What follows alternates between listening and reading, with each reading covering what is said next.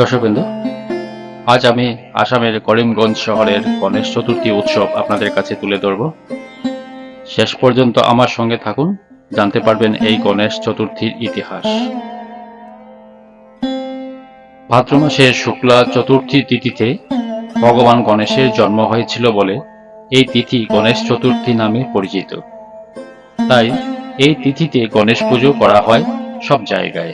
এই পুজো 10 দিন ধরে চলে, কিন্তু 10 দিন কেন, এই প্রশ্ন আপনাদের মনে থাকতেই পারে।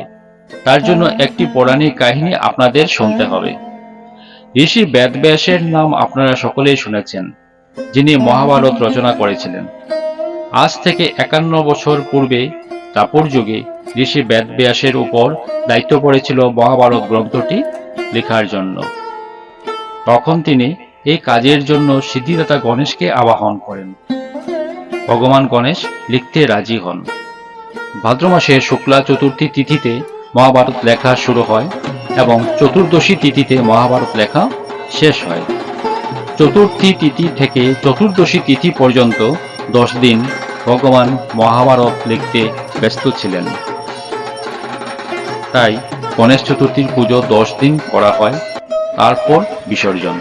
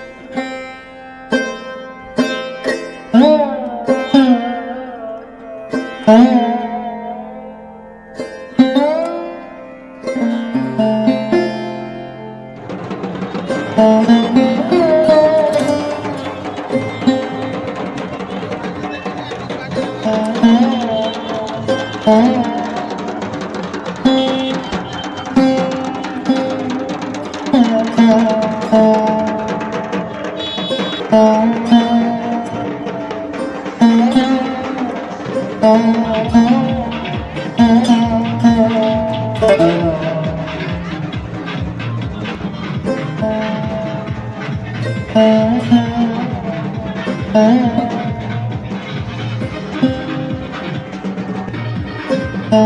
you.